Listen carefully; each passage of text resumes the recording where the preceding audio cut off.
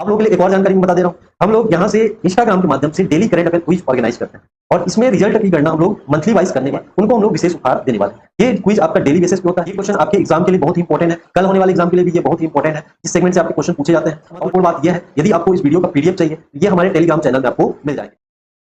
Hello नमस्कार दोस्तों, मैं डीके पटेल आप सभी का स्वागत करता हूं इस यूट्यूब प्लेटफॉर्म में। और इसमें प्रयोगशाला सीरीज का तीसरा वीडियो है ये। इस वीडियो में हम लोग देखने वाले हैं वेब के बारे में बात करेंगे। इसमें पहले हम लोग एकदम बेसिक क्वेश्चनों को समझेंगे, उसके बाद थोड़े एडवांस लेवल के क्वेश्चनों को यहाँ पे समझने का प्रयास करेंगे। तो इसमें पहला क्वेश्चन आपसे पूछा गया है, what is the unit of frequency of a wave, यानी कि तरंग की आवृत्ति की इकाई क्या है। आपके ऑप्शन है हर्ट्ज है, न्यूटन है, जूल है, पास्कल है। तो आपको यहाँ पे आंसर क्या लगाना है, आपको हर्ट्ज लगाना है।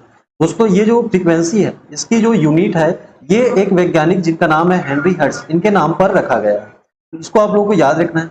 अब फ्रीक्वेंसी क्या होता है, आवृत्ति क्या होता है, अगर इसके बारे में हम लोग को समझना है तो पहले हम लोग को एक वेव बनाना पड़ेगा।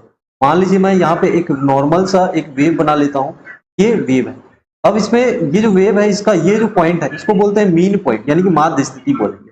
तो इस माध्य स्थिति के ऊपर और नीचे ये वेव कंपन कर रही है। यहाँ से यहाँ तक इसका एक साइकिल पूरा हो रहा है, फिर से यहाँ तक मान लो इसका दूसरा साइकिल पूरा हो रहा है। फ्रीक्वेंसी यानी कि आवृत्ति को याद रखने के लिए हमें याद रखना पड़ेगा, केवल 1 सेकेंड को याद रखना पड़ेगा। हमें यहाँ पे 1 सेकेंड को याद रखना है।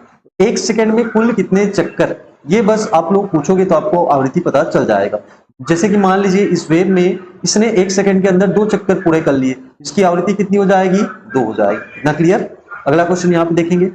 अगला क्वेश्चन यहाँ पे पूछा गया है, दो लगातार शिखरों कहने का से इसमें स्ट्रिंग को पूछा है, और गर्तों के बीच की दूरी को क्या कहते हैं। तो स्ट्रिंगों और गर्तों के बीच की जो दूरी होगी उसे हम लोग क्या किस नाम से जानते हैं। आपके ऑप्शन है यहाँ पे वेव लेंथ दिया है, एम्पलीट्यूड दिया है, फ्रीक्वेंसी दिया है, वेलोसिटी दिया है। तो इसका आंसर क्या हो जाएगा आपका, वेव लेंथ यानी कि तरंग दैर्घ्य हो जाएगा। अब ये वेव लेंथ क्या होता है, तरंग दैर्घ्य क्या होता है, इसको भी हम लोग समझते हैं। तो वही हम लोग को वेव बनाना है, क्योंकि तरंग को पढ़ रहे हैं।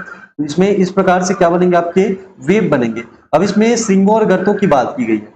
ऊपर तरफ जो बनते हैं, ये हाईएस्ट पॉइंट क्या कहलाता है, आपका श्रृंग कहलाता है, यानी कि आपका क्रेस्ट कहलाता है। और नीचे तरफ जो बनता है, इसे हम लोग गर्त बोलते हैं। गर्त मतलब क्या होता है, गड्ढा होता है, यानी कि इसे थ्रो बोलते हैं।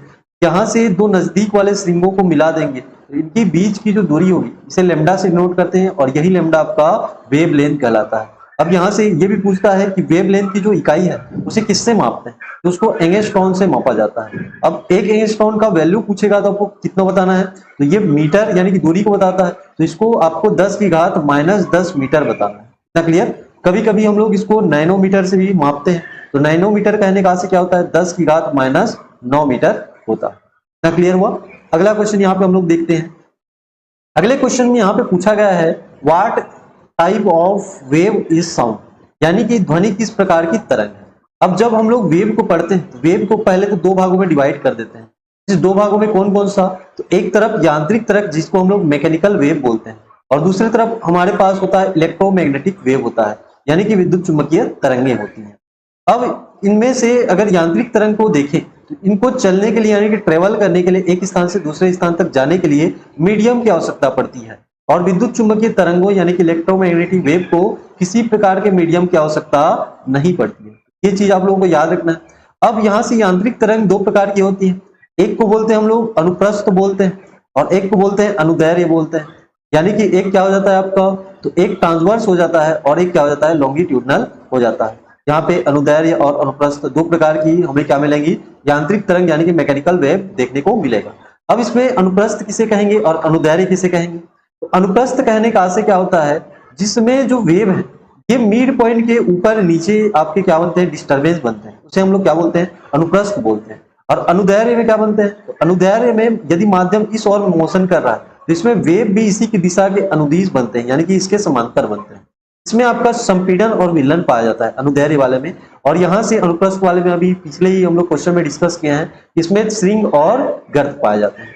तो यहाँ से साउंड वेव को पूछा है, तो साउंड वेव आपको याद रखना है, ये अनुदैर्घ्य तरंग है। कौन सा तरंग है, अनुदैर्घ्य, जिसमें आपके संपीड़न और विलयन पाया जाता है। इसकी दिशा आपके माध्यम के कण के दिशा के अनुदिश होता है, यानी कि समांतर होता है। तो आंसर क्या हो जाएगा, लॉन्गिट्यूडनल वेव यानी कि अनुप्रस्थ तरंग हो जाएगा। अगला क्वेश्चन यहाँ पे हम लोग देखते हैं।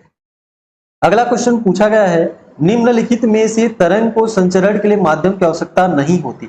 अभी मैंने बताया है कि हमारे पास इलेक्ट्रोमैग्नेटिक वेव है, यानी कि विद्युत चुंबकीय तरंग है, इसको चलने के लिए किसी प्रकार के माध्यम की आवश्यकता नहीं होती। ये बिना माध्यम में यानी कि निर्वात में भी ट्रेवल कर सकते हैं। इतना क्लियर हुआ।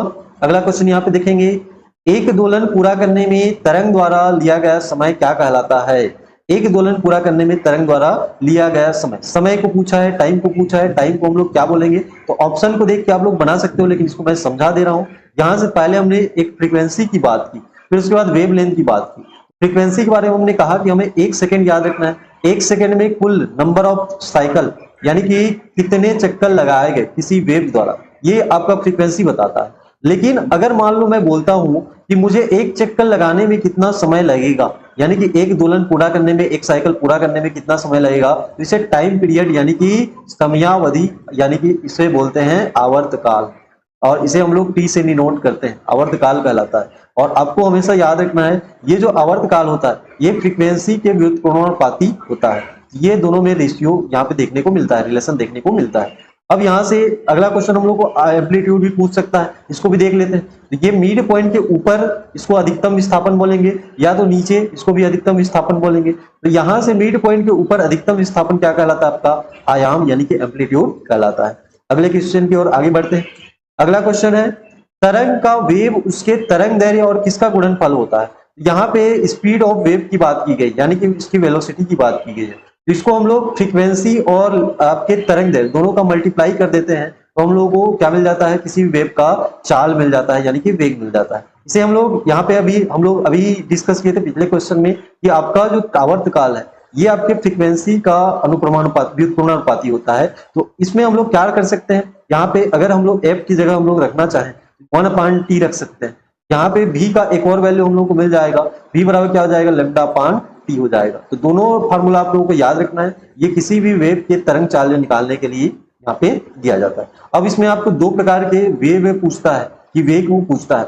एक तो आपको पूछेगा ध्वनि की चाल क्या होती है, उसके बाद आपको पूछेगा प्रकाश की चाल क्या होती है वैक्यूम में। तो यहाँ से प्रकाश की चाल पूछेगा तो आपको बताना है 3 × 10⁸ मीटर पर सेकेंड, और ध्वनि की पूछेगा तो कितना बताना है? 332 मीटर पर सेकेंड बताना है। तो यहाँ से प्रकाश की चाल ध्वनि की चाल से क्या होती है? अधिक होती है। इस क्वेश्चन पे हम लोग वापस आते हैं। तरंग का वेव उसके आपके तरंग दैर्घ्य और किसका गुणनफल होता है? यहाँ पे आपको क्या बताना है? तरंग दैर्घ्य यहाँ पे है, आपको फ्रीक्वेंसी बताना है, यानी कि ऑप्शन नंबर ए हो जाएगा। अगला क्वेश्चन यहाँ पे देखते हैं। अगला क्वेश्चन यहाँ पे पूछा गया है, आधा तरंग दैर्घ्य द्वारा अलग किए गए दो बिंदुओं के बीच के अंतर क्या होते हैं? जिससे हम लोग फाई से डिनोट करते हैं। अब ये कैसे होंगे इसको भी हम लोग समझते हैं। अर्ध तरंग बोला है, यानी कि आधा तरंग, तो आधा तरंग द्वारा जो ये एंगल बन रहा है ये कितना बन रहा है? आपका 180 बन रहा है। इतना क्लियर? उसके बाद अगला क्वेश्चन यहाँ पे देखेंगे, प्रकाश किस प्रकार का तरंग है? तो प्रकाश आपका विद्युत चुंबकीय तरंग है। लेकिन अगर मान लो यांत्रिक तरंग में कौन सा तरंग है बोलेगा तो आपको अनुप्रस्थ भी बताना है। लेकिन इस क्वेश्चन का आंसर क्या हो जाएगा? विद्युत चुंबकीय तरंग हो जाएगा। नेक्स्ट क्वेश्चन हम लोग देखते हैं, लहर यानी कि तरंग एक बिंदु का इसके स्थिति से अधिकतम विस्थापन क्या कहलाता है? पिछले क्वेश्चन मैंने बताया था, इसे हम लोग क्या बोलते हैं? आयाम यानी कि एम्पलीट्यूड कहेंगे। अगला क्वेश्चन यहाँ पे हम लोग देखेंगे, निम्नलिखित में से कौन सी अनुप्रस्थ तरंग है? निम्न में से कौन सी तरंग क्या है? आपका अनुप्रस्थ तरंग है। इसको आप लोगों को बताना है। अनुप्रस्थ तरंग कहने का आशय मैंने बता दिया कि आपके जो इसमें आपका वेव बनेगा ये इसके माध्य स्थिति के ऊपर नीचे बनेगा। तो इसमें जल तरंग में भी उत्पन्न होता है और प्रकाश तरंग में भी उत्पन्न होता है। लेकिन यहाँ पे हम लोग आंसर क्या लेंगे? प्रकाश तरंग लेंगे। क्यों नहीं? जल तरंग को क्यों नहीं लेंगे? क्योंकि ये जो अनुप्रस्थ तरंगें होती हैं ये केवल ठोस में पाई जाती हैं, या तो द्रव की सतह पर पाई जाती है, और किसी भी आपके द्रव के अंदर ये नहीं पाई जाती। इसमें दोनों ऑप्शन दिए हैं, तो इसमें हम लोग क्या लेना है? आपका प्रकाश तरंग लेना है। लेकिन यदि मान लो यहाँ से क्वेश्चन आपसे पूछे कि यदि किसी तालाब में पत्थर मारने पर जल में जो उत्पन्न तरंग है वो कौन सी तरंग होगी, तो वो कौन सी तरंग होगी? आपकी अनुप्रस्थ होगी, क्योंकि इसमें वेव क्या बनते हैं? ऊपर नीचे बनते हैं। इतना क्लियर हुआ? तो इस प्रकार से हमने इसमें टोटल 10 क्वेश्चनों को सॉल्व किया। ये क्वेश्चन आपके एग्जाम के लिए बहुत ही इंपॉर्टेंट है, कल होने वाले एग्जाम के लिए भी ये बहुत ही इंपॉर्टेंट है। इस सेगमेंट से आपके क्वेश्चन पूछे जाते हैं, और इसके हम लोग एडवांस क्वेश्चन नेक्स्ट पार्ट में लेकर के आएंगे। तब तक के लिए आप लोग वीडियो में बने रहिए। यदि आप लोग चैनल पे नहीं है तो इसको आप लोग सब्सक्राइब कर सकते हैं। और महत्वपूर्ण बात यह है, यदि आपको इस वीडियो का पीडीएफ चाहिए तो ये हमारे टेलीग्राम चैनल में आपको मिल जाएंगे। मैं इस आपके वीडियो के नीचे डिस्क्रिप्शन बॉक्स में इसका लिंक प्रोवाइड कर दूंगा, वहां से आप लोग जाकर के क्या कर सकते हैं? आप लोग चैनल से जुड़ सकते हैं। आप लोगों के लिए एक और जानकारी मैं बता दे रहा हूँ। हम लोग यहाँ से इंस्टाग्राम के माध्यम से daily current affair quiz organise करते हैं और इसमें रिजल्ट की गणना हम लोग मंथली वाइज करने वाले हैं।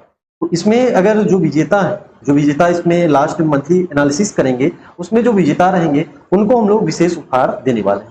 ये क्विज आपका डेली बेसिस पे होता है। इसका भी मैं आईडी आपके नीचे मेंशन कर दूंगा, उसमें आप सीधे सीधे मेरे आईडी पे पहुंच सकते हैं और उसमें आप लोग डेली क्विज जो कि आपके करंट अफेयर से संबंधित क्विज होंगे, इसको आप लोग डेली अटेंड कर सकते हैं और साथ ही साथ इसमें डिटेल वीडियो भी आपको मिलते जाएंगे। इस वीडियो में फिलहाल इतना ही, मिलते हैं अगले वीडियो में। धन्यवाद।